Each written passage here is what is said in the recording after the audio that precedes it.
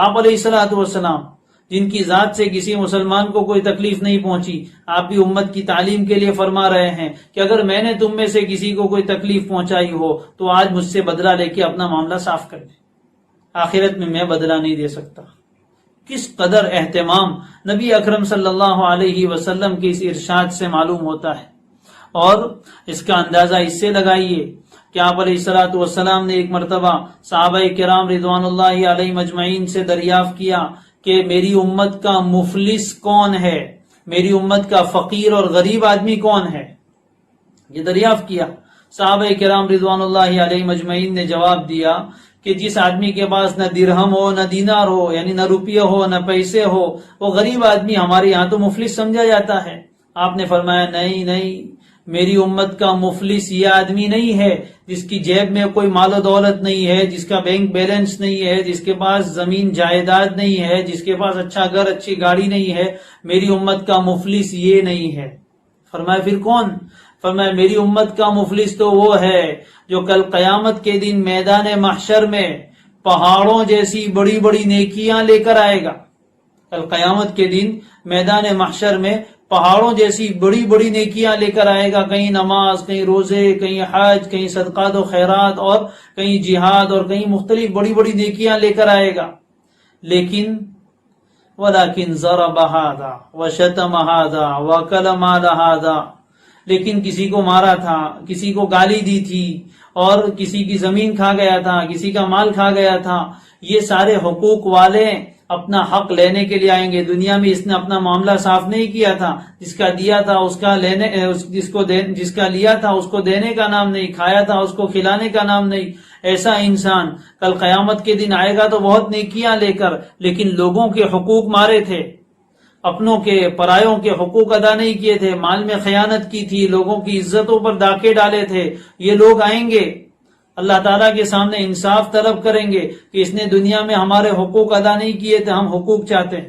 اب اس دن کوئی مال و دولت نہیں ہوگا، اللہ تعالیٰ فرمائیں گے اس کی نیکیوں میں سے ان کو بدلہ دیا جائے۔ چنانچہ جس کا جتنا حق ہوگا اس اعتبار سے اس کی نیکیاں دی جائے گی، ایک کو دیا، دو کو دیا، تین کو دیا، یہاں تک کہ سب کو دیتے چلے جائیں گے۔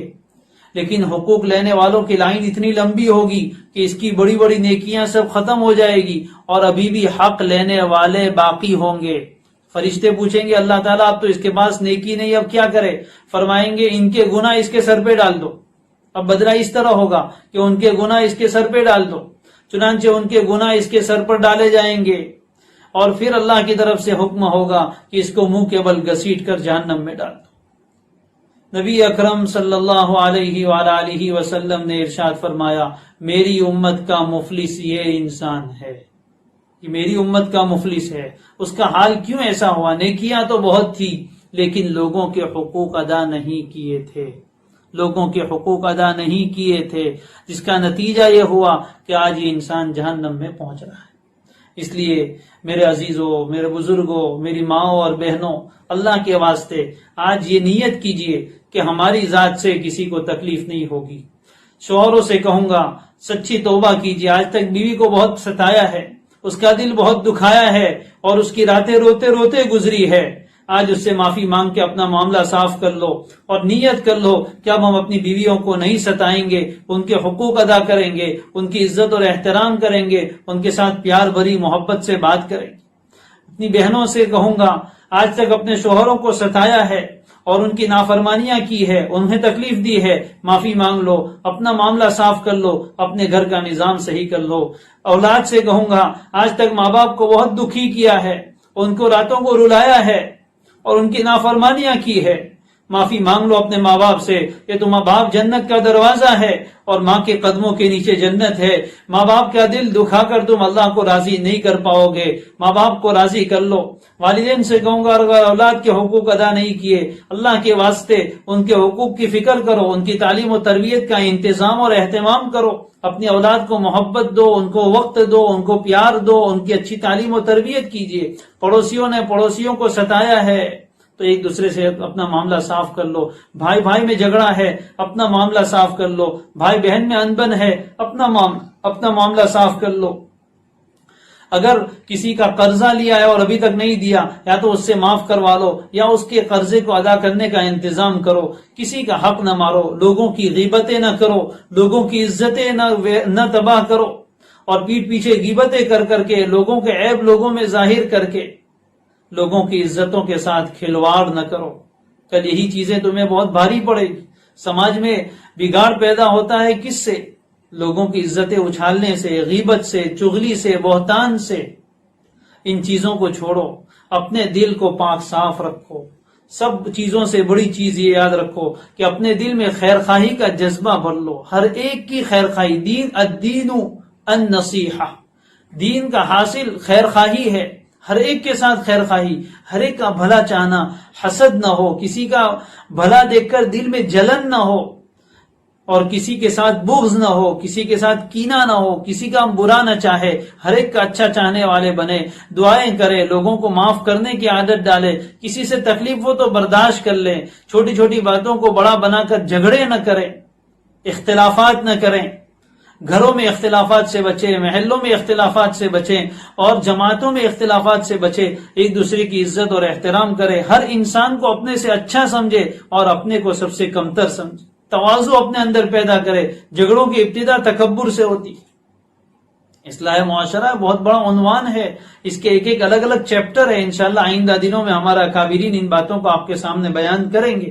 تو آج ہم یہ نیت کر کے جائیں سب سے پہلے کہ ہم اپنی ذات سے کسی کو تکلیف نہیں دیں گے. پہلا کام، کسی طرح کی جانے انجانے میں اپنے قول سے، اپنی زبان سے ایسے الفاظ نہیں نکالیں گے جو لوگوں کے دلوں پر نشتر بن کر چبھتے ہیں. لوگوں کا دل توڑنے والے ہم نہیں بنیں گے، ہارٹ بریکر نہیں بنیں گے، ہارٹ برنر نہیں بنیں گے. لوگوں کا دل جلانے والے، لوگوں کا دل توڑنے والے ہم نہیں بنیں گے، دل جوڑنے والے بنیں گے. زبان سے بولیں گے تو ایسی بات جس سے کسی کے دل کو امید لگے، کسی کے دل کو تسلی ملے، ایسی بات بولیں گے.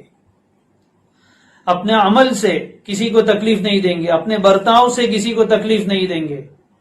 دوسرا کام، ہر ایک کے لیے اپنے دل میں خیر خواہی کا جذبہ، ہر ایک کو دعا دینے والے بنے، ہر ایک کا بھلا چاہنے والے بنے. اپنی ذات سے جتنا ہو سکے لوگوں کو نفع پہنچانے کی کوشش کریں گے. تیسری بات یہ ہے کہ ہر ایک کا حق معلوم کریں گے. اس کے بغیر ادا کیسے ہوگا؟ علماء سے پوچھئے، ہر ایک کا حق معلوم کیجئے. والدین کے کیا حقوق ہیں، اولاد کے، بیوی بچوں کے، جس کے حق ہمارے ذمہ آتے ہیں وہ کیا حقوق ہیں، اس کو معلوم کر کے اس کو ادا کرنے کی فکر. اور اس کے لیے سب سے آسان طریقہ یہ ہے کہ بزرگوں سے تعلق قائم کیجیے. اللہ کے نیک بندوں سے اپنے آپ کو جوڑیے. اللہ کے نیک بندوں کے سامنے اپنی اصلاح کروائیے. ان کے سامنے جا کر اپنے حالات رکھیے کہ میں اپنے والدین کی بات نہیں مانتا ہوں، کیا کروں. ان کی دو چار نصیحت بھری، درد بھری باتیں دل پر اثر کر جائے گی، عمل کرنا آسان ہو جائے. ان کے ساتھ رہیے، ان کی صحبت اختیار کیجیے، ان کی کتاب پڑھیے. آپ کو پتہ چلے گا حقوق کیسے ادا کیے جاتے ہیں، وہ لوگوں کے ساتھ کیسا برتاؤ کرتے. تو یہ چوتھا کام ہے. اور سب سے آخری بات اور اہم بات وہ یہ ہے کہ آج ہر انسان اپنا حق وصول کرنے کی تو فکر کر رہا ہے، لیکن حق دینے کی فکر نہیں کر رہا ہے.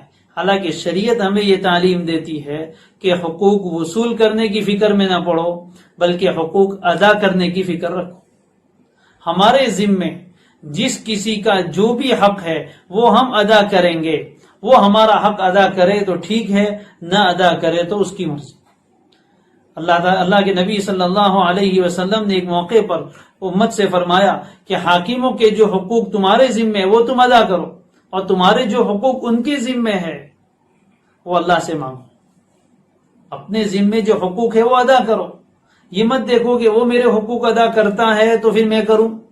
بھائی میرے ساتھ اچھا رہے تو میں اس کے ساتھ اچھا رہوں، وہ اچھا نہ رہے تو میں بھی اچھا نہ رہوں. یہ جملے مومن کے نہیں ہے. احسن الی من اساء الیک، جو برائی کرے اس کے ساتھ اچھائی کرو، جو برائی کرے اس کے ساتھ اچھائی کرو. یہ شریعت کی تعلیم ہے، یہ شریعت کی تعلیم ہے. لہذا یہ نہیں کہنا ہے کہ جیسے لوگ ویسے ہم.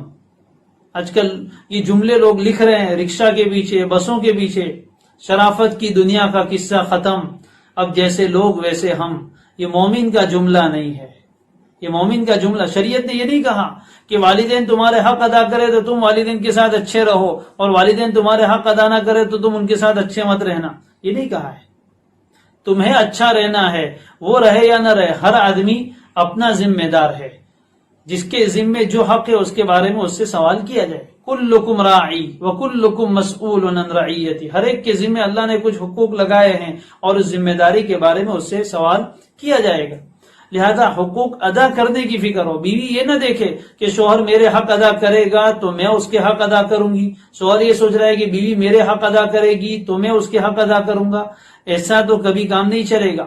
شوہر اپنے حق، اپنے ذمے، بیوی کے جو حقوق ہے وہ ادا کرے، بیوی چاہے ادا کرتی ہو کہ نہ کرے، بیوی اپنے شوہر کے حقوق ادا کریں، شوہر چاہے حق ادا کرتا ہو کہ نہ کرتا ہو، اسی سے معاملات صحیح ہوتے ہیں۔ آپ ادا کر کے تو دیکھیے، پہل تو کیجئے، کسی ایک کو تو پہل کرنی پڑے گی۔ سامنے والا اچھا رہتا ہے تو ہم بھی اچھے رہتے، اس میں کوئی کمال نہیں ہے۔ سامنے والا اچھا نہیں رہتا پھر بھی ہم اس کے ساتھ اچھا رہتے ہیں، یہ کمال ہے۔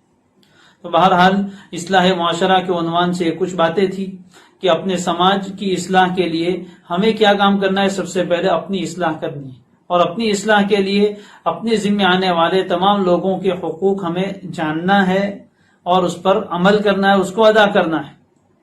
اپنی ذات سے کسی کو تکلیف نہیں دینی ہے، تمام لوگوں کے لیے خیر خواہی کرنا ہے، سب کا بھلا چاہنا ہے، سب کو جتنا ہو سکے نفع پہنچانا ہے، اور حقوق ادا کرنے کی فکر کرنی ہے، وصول کرنے کے پیچھے نہیں پڑنا ہے، اور اس کے لیے علماء سے، بزرگوں سے اپنا تعلق رکھنا ہے۔ اس کے بغیر اصلاح کا اور کوئی راستہ نہیں ہے۔ اس دور کی سب سے بڑی ضرورت یہ ہے کہ ہم اپنی اصلاح کے لیے اہل علم سے، اہل تقوی سے، نیک لوگوں سے، بزرگوں سے، علماء صلحاء سے اپنا تعلق قائم کریں، اور تعلق خالی سلام کلام کا اور دعا خیریت کا نہ ہو، بلکہ ان کے پاس جا کر ان سے پوچھیں کہ میری زندگی میں ایسے ایسے معاملات ہیں، میں کیسے حل کروں، ان کی زندگی کو دیکھیں اور پھر وہ جو بتائے اس کے مطابق عمل کریں۔ انشاءاللہ بہت جلدی اصلاح ہوگی۔ جو آدمی ان باتوں کو اپنائے گا وہ خود بھی چین سکون سے رہے گا، اور اس سے ساتھ ملنے جلنے والے لوگ بھی چین سکون سے رہیں گے۔ معاشرے کی اور سماج کی اصلاح کا اس کے علاوہ اور کوئی راستہ نہیں ہے۔ اللہ تبارک و تعالی سے دعا ہے کہ اللہ تعالی ہم سب کی اصلاح فرمائے، تمام افراد کی اصلاح فرمائے، ہمارے معاشرے کو، ہمارے سماج کو اچھا بنائے، اچھا سازگار ماحول اللہ تعالیٰ فراہم کرے، ایمانی، اخلاقی اور دینی ماحول اور دینی معاشرہ اللہ تعالیٰ ہمیں عطا فرمائے۔ اللہ ہم سب کو ایک دوسرے کے حقوق ادا کرنے کی توفیق عطا فرمائے۔ وآخر دعوانا